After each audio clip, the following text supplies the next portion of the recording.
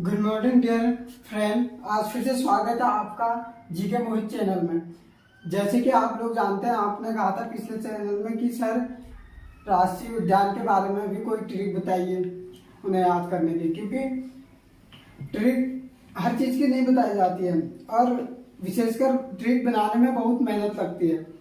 तो आज हम ट्रिक के माध्यम से राष्ट्रीय उद्यान के बारे में, राष्ट्रीय वन्यजीव अभयारण्य के बारे में पढ़ेंगे और मैं आपको बेटर से बेटर समझाने की कोशिश करूंगा।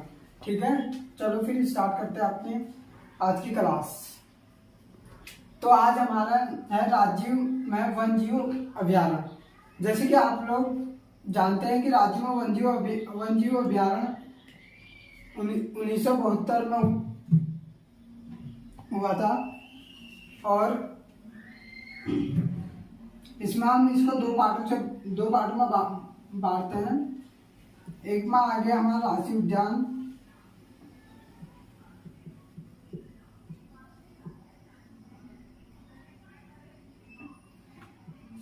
और दूसरे में आ गया हमारा वन्यजीव अभयारण्य।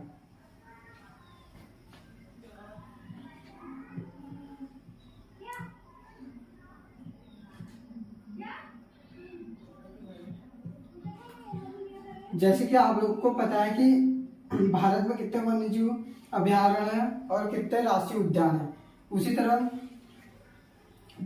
उत्तराखंड में कितने राष्ट्रीय उद्यान हैं और कितने वन्यजीव अभयारण्य हैं। ठीक है,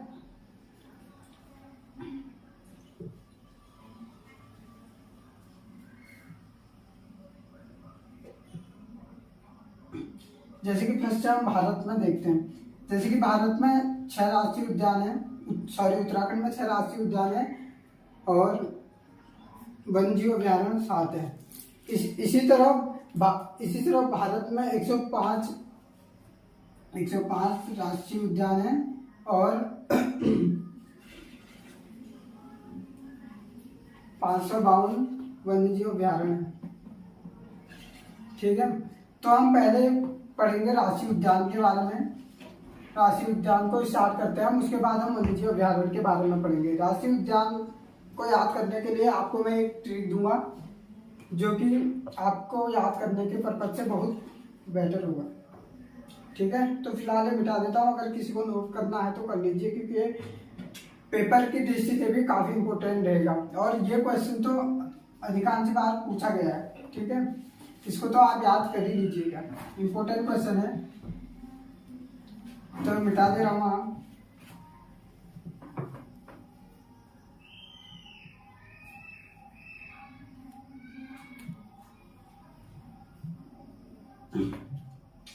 तो राष्ट्रीय उद्यान के बारे में पहले हम पढ़ेंगे।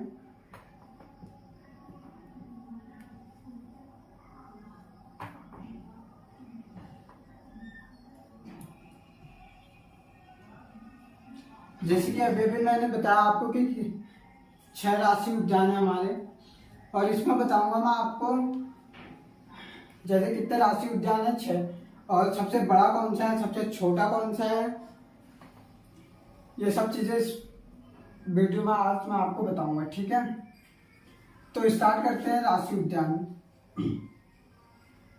ठीक है, तो फर्स्ट ऑफ ऑल जैसा आपको पता ही है, सबसे पहला राष्ट्रीय उद्यान हमारा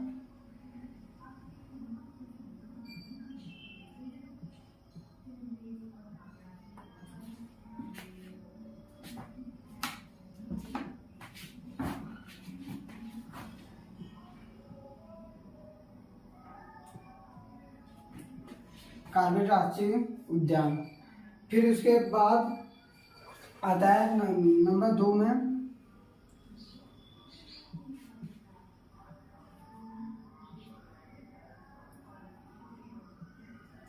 गोविंद राष्ट्रीय उद्यान।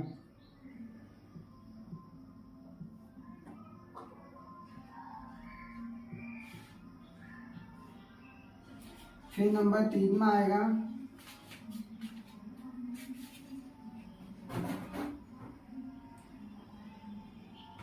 नंदा देवी राष्ट्रीय उद्यान।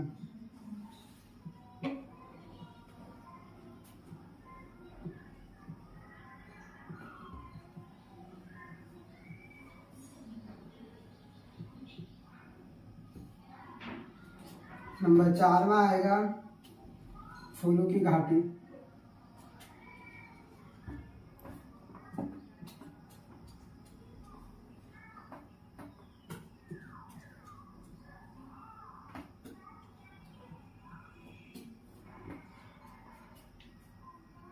नंबर 5 में आएगा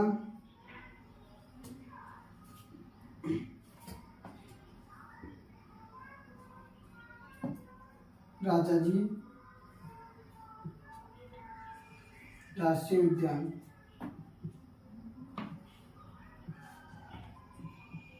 ठीक है, और ये मिटा देता हूँ। नंबर 7 में आएगा आपका, 7 यहाँ पर लिख देता हूँ, गंगोत्री राष्ट्रीय उद्यान।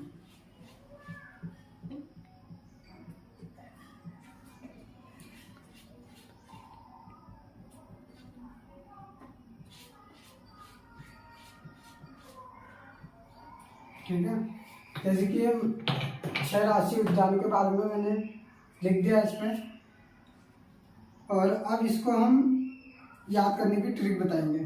ठीक है, तो मैंने अपने माध्यम से स्वयं से बनाई हुई जो ट्रिक है वो बताता हूँ आपको। ये आप नोट कर लीजिए और उसके बाद मैं आपको वो ट्रिक बताऊंगा। ठीक है, तो आई होप आपने नोट कर लिया होगा। मैं नेक्स्ट ट्रिक पे जाते हैं, ये मिटा देता हूँ।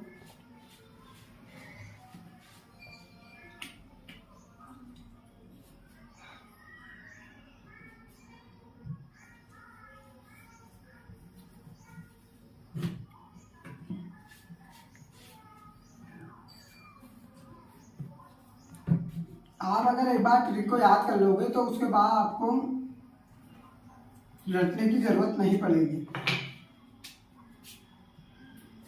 और हमारे चैनल जीके मोहित को लाइक और सब्सक्राइब कर दीजिए अगर आपको वीडियो पसंद हो तो।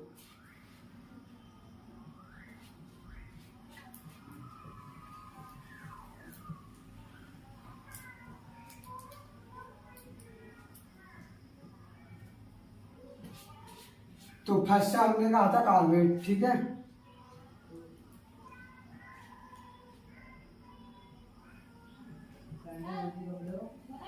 नंबर 2 में हमने कहा था, नंबर 3, नंबर 4, नंबर 5 और नंबर 6। ठीक है, नंबर 2 में हमने कहा था गोविंद राष्ट्रीय उद्यान। नंबर 3 में कहा था हमने नंदा देवी राष्ट्रीय उद्यान। नंबर 4 पे कहा था फूलों की घाटी।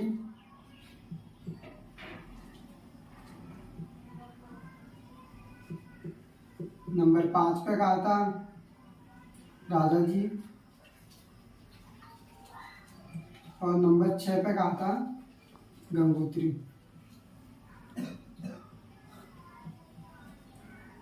ठीक है, तो अब मैं आपको ट्रिक बताता हूँ। पहले ट्रिक बताने से पहले इनके मैं आपको स्थापना वर्ष बता देता हूँ। ठीक है,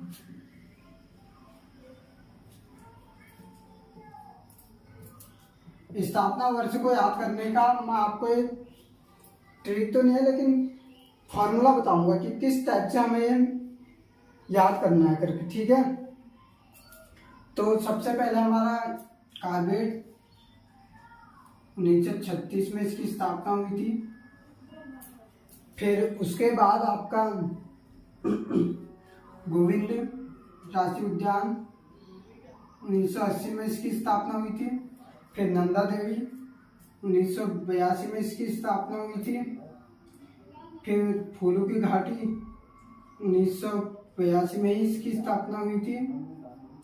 फिर उसके बाद राजा जी नेशनल पार्क 1983 में इसकी स्थापना हुई थी। उसके बाद गंगोत्री जिसकी स्थापना 1989 में हुई थी।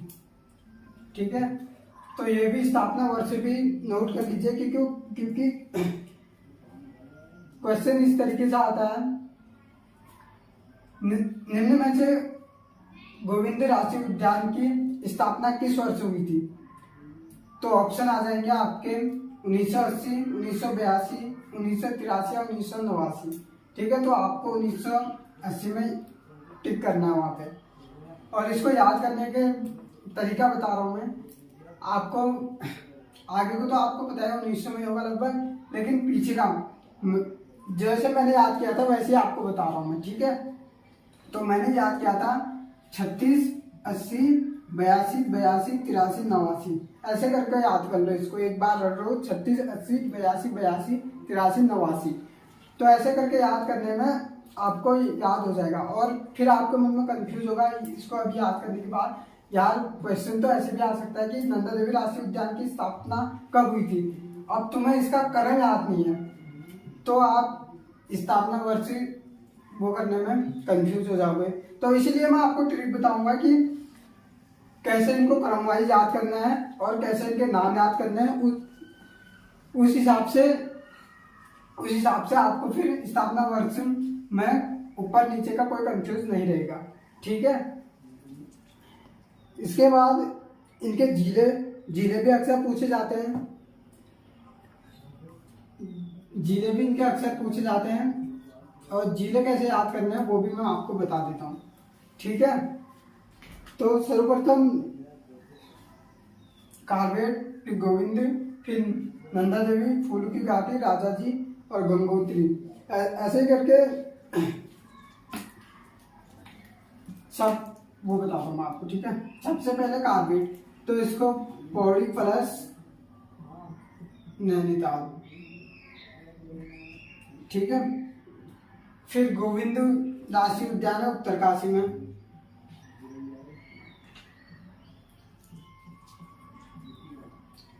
फिर उसके बाद नंदा देवी राष्ट्रीय उद्यान जो है आपका चमोली में।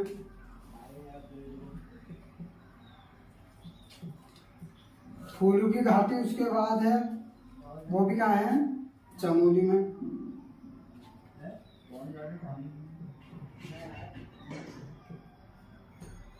फिर उसके बाद बचे आपके राजा जी और गंगोत्री। तो जैसे गंगोत्री आपको पता है उत्तरकाशी में, और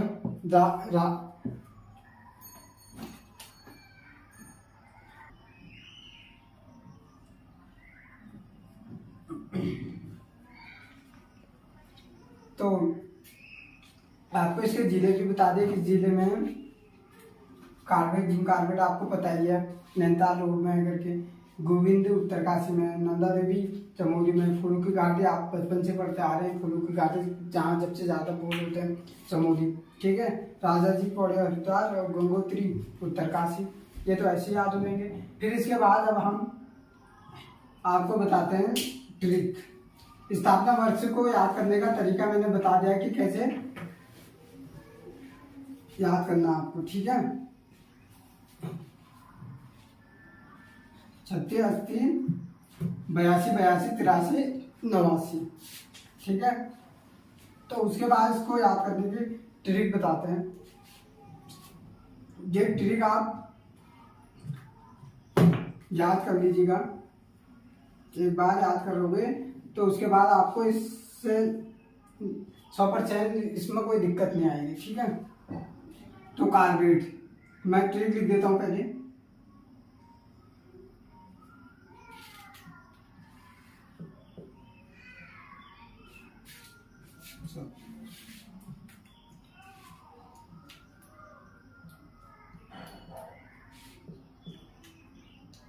कार्बेट में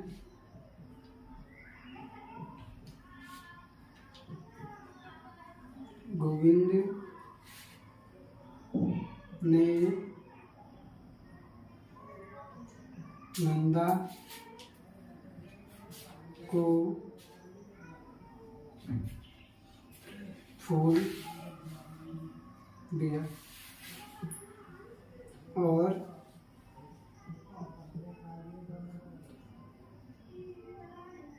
राजा जी गुस्सा हुए।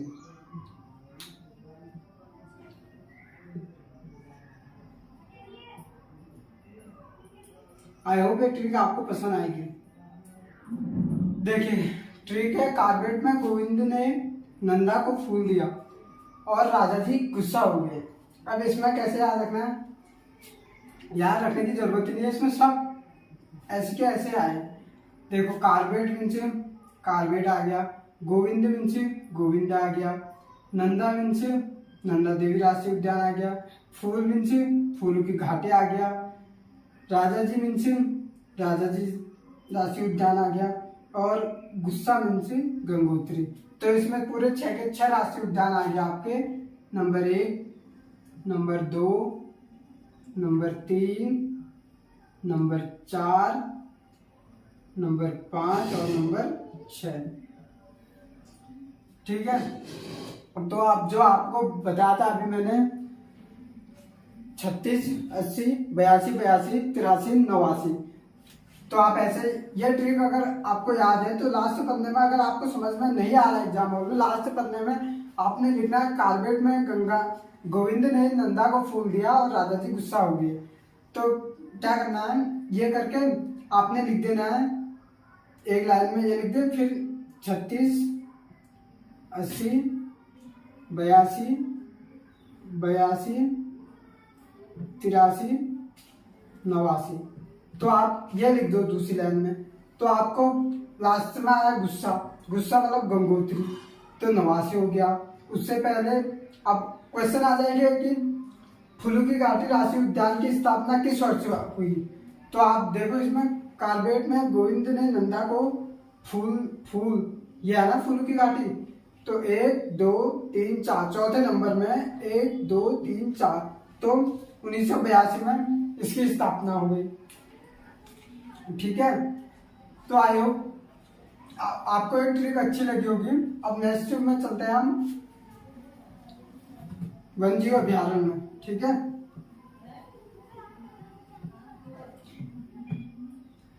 इसके बारे में अगर डिटेल से जाना है मेरी नेक्स्ट वीडियो को देखिए, जिसमें आपको पूरी डिटेल से, इसमें तो इस वीडियो में तो मैंने केवल आपको याद करने का ट्रिक और इसकी स्थापना वर्ष बताया है, और अगली वीडियो जो मेरी है उसमें आप इसमें पूरा इसकी स्थापना कब हुई थी, जैसे राष्ट्रीय कार्पेट नेशनल पार्क की स्थापना कब हुई थी, इसका क्षेत्रफल कितना है, इसका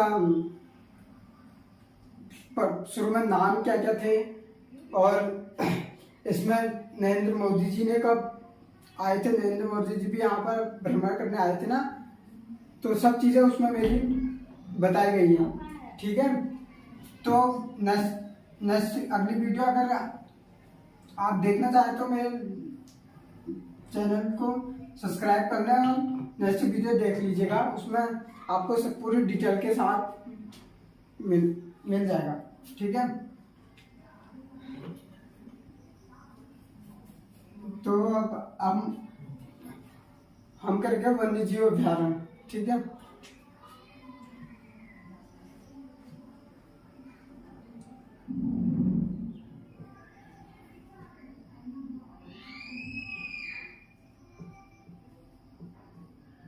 वन्यजीव अभ्यारण्य। ठीक है,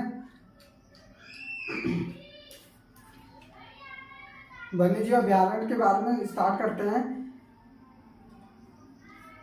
तो सबसे पहले हम वन्यजीव अभ्यारण्य के बारे में जानेंगे कि उत्तराखंड में कितने वन्यजीव अभ्यारण्य हैं।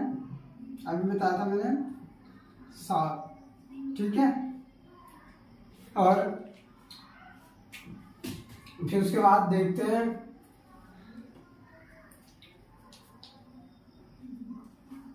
और उसके बाद इस वीडियो में हम वन्यजीव अभ्यारण्य के बारे में पढ़ते हैं, और फिर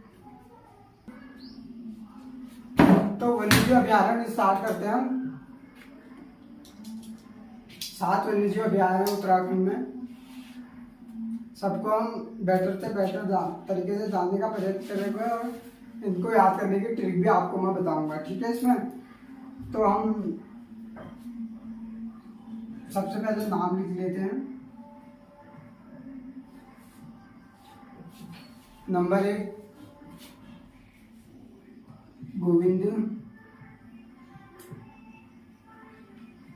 गोविंद वन्यजीव अभयारण्य। ठीक है, उसके बाद हम करेंगे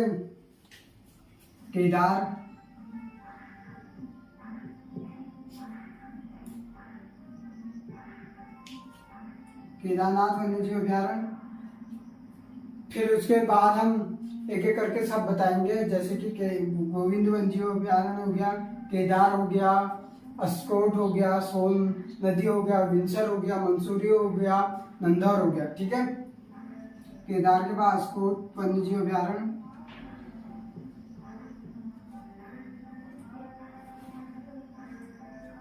उसके बाद हो गया आपका सोन नदी वन्यजीव अभयारण्य, उसके बाद हो गया बिनसर,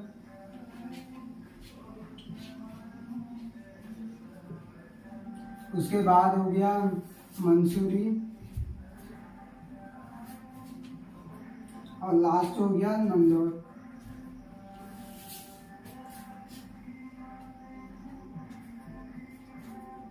ठीक है,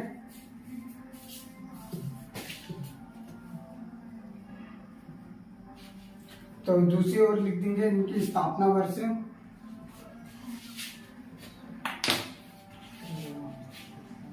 इसको भी उसी तरीके से याद करेंगे जिससे इससे पहले वाले हमने राष्ट्रीय उद्यान को याद करा था। ठीक है, सबसे पहले गोविंद हो गया 1955, उसके बाद केदार हो गया 1972, उसके बाद अस्कोट हो गया 1986, उसके बाद सोन नदी हो गया 1987, उसके बाद विंसर हो गया 1988, उसके बाद मंसूरी हो गया 1993, और लास्ट हो गया नंदौर 2012। यह जानने के बाद आपको इतना तो स्पष्ट हो रहा है कि सबसे पहले कौन था और सबसे लास्ट में। 1955 में जिसकी स्थापना हुई है वो सबसे पहले होगा, 2012 में जिसकी स्थापना हुई है सबसे नया होगा। ठीक है, इसके बाद हम करेंगे जिले कि किस जिले में आते हैं। ठीक है, गोविंद हो गया उत्तरकाशी,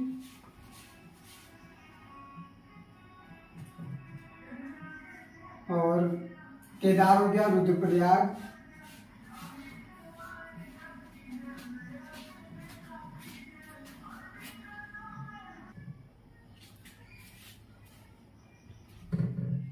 केदार हो गया रुद्रप्रयाग, अस्कोट हो गया पिथौरागढ़,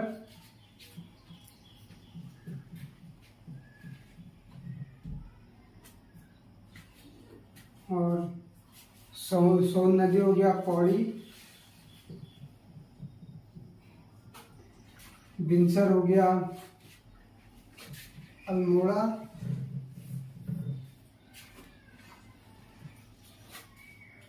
मंसूरी हो गया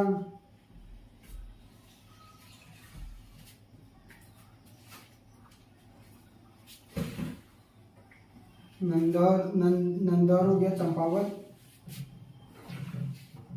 मंसूरी हो गया नैनीताल।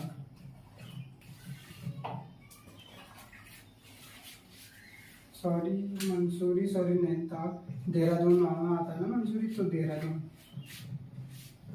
ठीक है, तो आपको कैसे याद करने हैं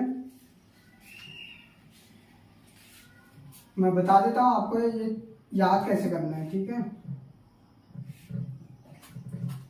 याद करने के तरीका इसका ये तो आपको पता ही चल गया कैसे, 55, 72, 86, 87, 88, 93, 12। ठीक है, उसके बाद उत्तरकाशी, गोविंद उत्तरकाशी, केदार आप लोग को केदारनाथ, हर कोई ये इम्पोर्टेंट भी है और हर कोई कहता है केदारनाथ जाना है, केदारनाथ जाना है, तो आपको पता ही है कि केदारनाथ रुद्रप्रयाग में पड़ता है। अस्कोट पिथौरागढ़ में, और सोन नदी पौड़ी में। इसको याद करने के तरीका बताते हो, ऐसा याद कर लो कि सोना पौड़ी में मिलता है, सोना पौड़ी में मिलता है, बस सोन नदी पौड़ी, ठीक है। बिनसा अल्मोड़ा ये ठीक है, मंसूरी देहरादून ये ठीक है, नंदौर नया, जो नया है वो चंपावत में है, जो नया है वही चंपावत में है। इस तरीके से याद हो जाएगा, ठीक है।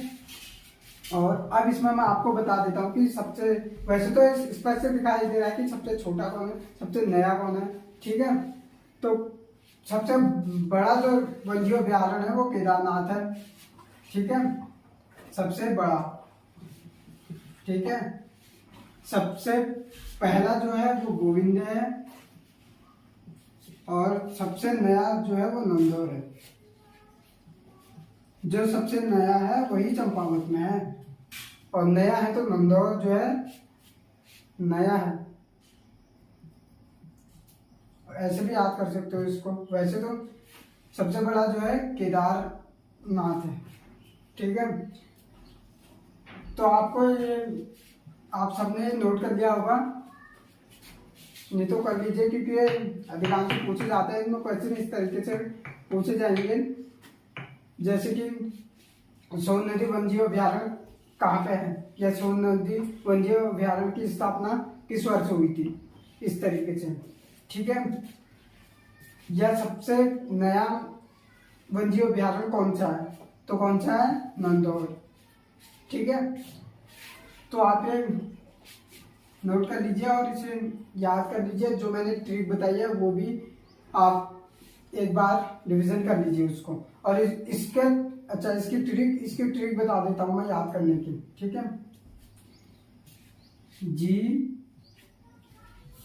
इसकी जो ट्रिक है याद करने की, जी के एस वी एम एन, ठीक है। ये ऐसे याद कर लेना इसको, जी के ये एक कर लेना, एस एक साथ कर लेना, वी एम एन ये तीन एक साथ कर लेना, जैसे जी के एस वी एम एन, जी के एस वी एम एन। तो ऐसे याद कर लेना, जी मीन से गोविंद, के मीन से केदार, ए मीन से हर्षगोन, एस मीन से सोन, वी मीन से विंसर, एम मीन से मंसूरी, और एन मीन से नंदौर। ये इसको याद करने की ट्रिक हो गई। और ज्यादा आपको दिख ही रहा है कि सबसे पहला कौन है, सबसे बड़ा कौन है, सबसे नया कौन है, ठीक है। तो ये आप लिख लीजिएगा, इसे मैं मिटा देता हूँ। और हमारे वीडियो अच्छी लगी तो चैनल को सब्सक्राइब और लाइक कर दीजिएगा। धन्यवाद मेरे आज की वीडियो देखने के लिए।